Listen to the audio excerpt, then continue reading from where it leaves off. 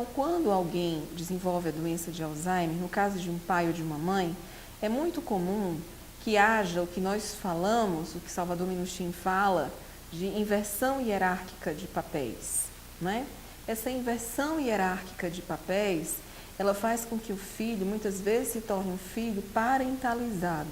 O que é isso, um filho parentalizado? É um filho que justamente vai cuidar do seu pai e da sua mãe, né? No papel de pai ou de mãe. Mas o que eu percebo é que, além deles, muitas vezes, esses filhos assumirem esse lugar de pai e de mãe, eles também acabam assumindo o lugar de pai e mãe dos próprios irmãos. Porque, em geral, quando aquele idoso ele ocupa na hierarquia familiar um status alto, né, um poder hierárquico alto, a família ela tende a se desestruturar de uma maneira mais acentuada, porque é como se perdesse o elo afetivo, é como se perdesse a autoridade maior. Então, esse processo de reorganização da família necessita de um equilíbrio, necessita de uma... É como se ocorresse uma quebra da homeostase, é como se ocorresse uma quebra da homeostase que necessitasse de uma auto-organização familiar.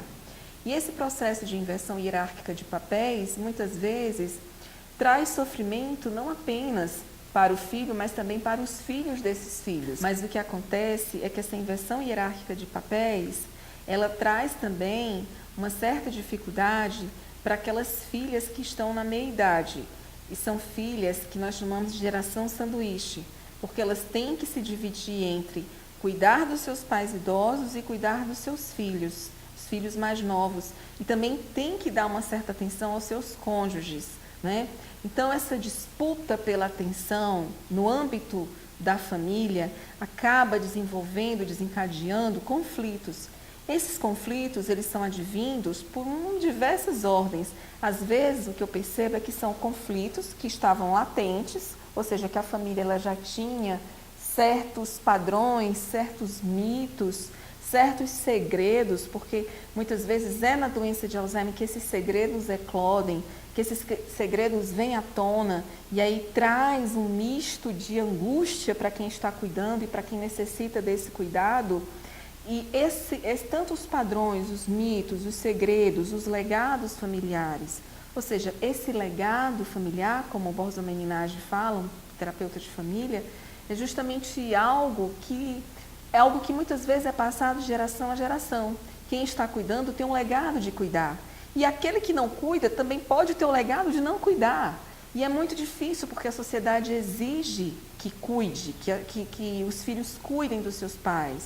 Já, por exemplo, tivemos casos de projetos de lei em que obrigou-se os filhos que não cuidassem dos seus pais, eles tinham que pagar algo, né, para esses pais, mas eu fico pensando se essa monetização das relações familiares é algo saudável para a família. Talvez não.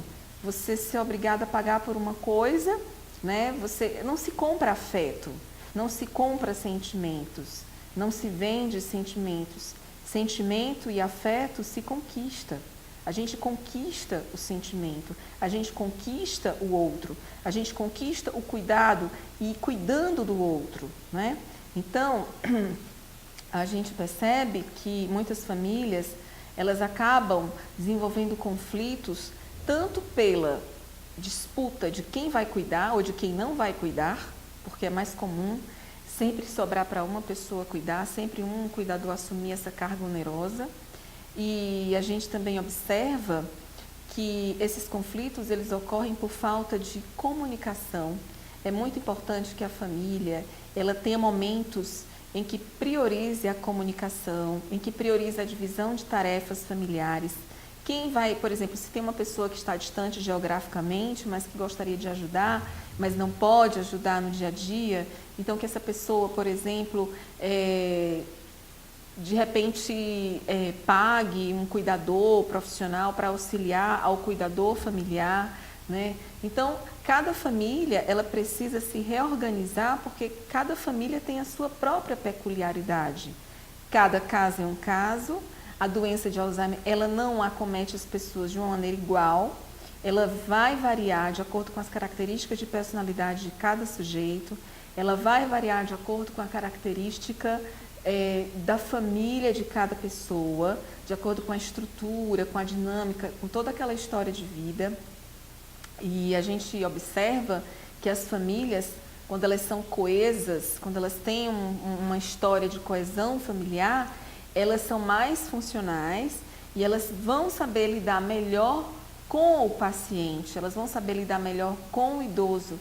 Daí a importância de desenvolvermos, enquanto profissionais, enquanto membros familiares, vínculos, né? A importância de cativarmos um ao outro, visando essa coesão familiar. O que nós percebemos, nas pesquisas científicas falam que mais do que você ter o contato com o outro, mais do que você ter uma quantidade de relacionamentos, o mais importante é a qualidade desse relacionamento.